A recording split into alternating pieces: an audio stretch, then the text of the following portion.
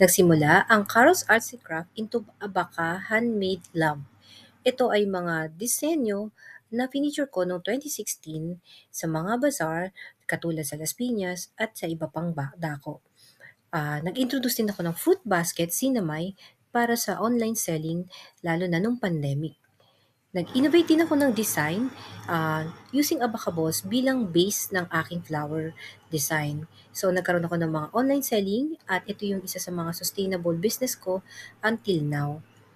Um, Sumali din ako sa caravan ni MCP last December of 2022 kung saan ang kasama ko ay mga solo parent ko sa District 6 sa Ngandaan. Ako rin ay pinalad na makapasok sa Quezon City SBCTPO under POP QC kung saan nakasali ako sa iba't ibang bazaar katulad ng Mother's Day 2023 kung saan na-feature din ako sa Quick Panalo ni Bam Aquino. At sunod na ay nakapasok ako sa Ateneo, Diliman, UP, Gateway, Trinoma at kung saan-saan pang mall. At ito ay sponsored ng Quezon City LGU. Nakapasok din ako sa Philippine Star at nakasali sa Bazaar sa Robinson, San Pedro last September 2024. Ako rin ay naging parte ng Academy for Women Entrepreneur in partnership with Quezon City SBCDPO and US Embassy with Spark Philippines. Ako rin ay nag-awardan bilang Best Gala Attire sa paggamit ko ng sustainable materials sa aking design ng attire. Ako rin ay pinili na maging inspirational speaker as Batch 1 alumni para sa Batch 2 ng Academy for Women Entrepreneur. Ako rin ay na-feature kay Carl Balita, DZXL, para mag-share ng positibong balita tungkol sa aking journey as MSME. At also, ang innovative design ay na-feature naman sa DZME Teleradio last September of 2024. Na-awardan din ako ng Best Entrepreneur sa aming distrito, Songantaan, Gawad Marangal, District 6 kay Congresswoman MCP Copilar. At ito ay isa sa aking video ko ng something na mixed media.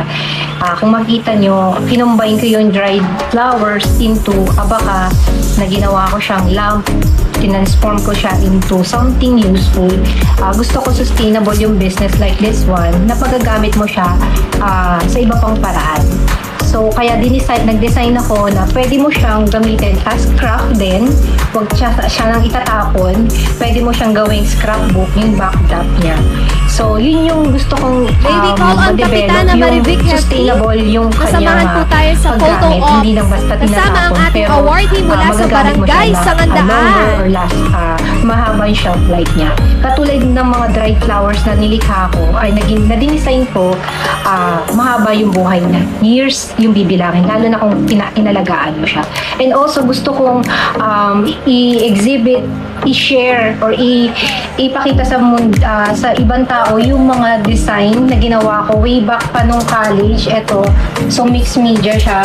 Iba-iba, gamit ng painting, gamit ng relief print, lino cut, at iba't iba pa. So, digital art, halo-halo na. Since fine arts graduate ako. So, yun yung pinaka nag-motivate sa akin, yung tangkilikin, yung i-enhance mo yung craft mo bilang Pilipino. Kasi sabi nung nag-ano ko sa DTI, kulang yung kamulatan or kamalayan natin doon at nangungulelat daw yung Pilipinas. So, nandito ako para isa sa mga representative na pwede nating i-enhance yung mga natural products natin. Locally made, pero can be competitive look ng something na mixed media. Kung makita nyo, kinumbine ko yung dry